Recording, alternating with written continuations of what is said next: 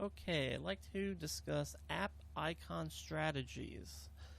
Experts always say you only get one shot to make a great first impression.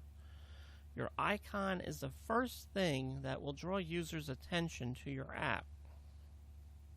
Screw this chance up and it'll be much harder uphill battle for you.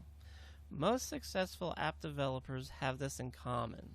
Use simple graphics, incorporate bright colors, one or two colors at the most, and use unique shapes.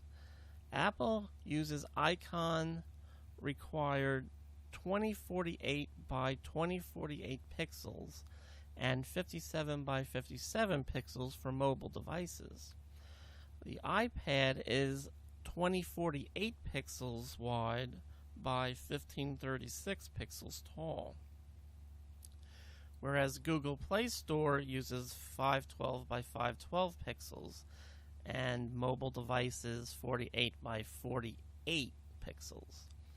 Now, Google now allows you to A/B split test your app icons and screenshots in real time.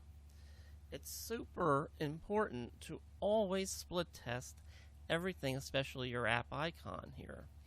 I know one situation where they changed just their app icon and experienced over a 200% increase in downloads overnight. You just never really know what's going to be a hit with your targeted users.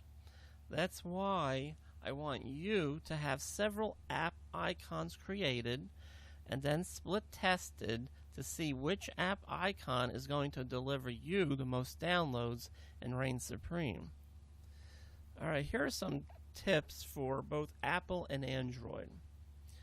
Try to make it stand out, such as a 3D border or character that blocks some part of the border. Apple rounds the borders automatically, therefore you don't have to round the edges here. Think of something simple that sums up your app. Use colors that make it pop out. Go with one or two colors at the most here.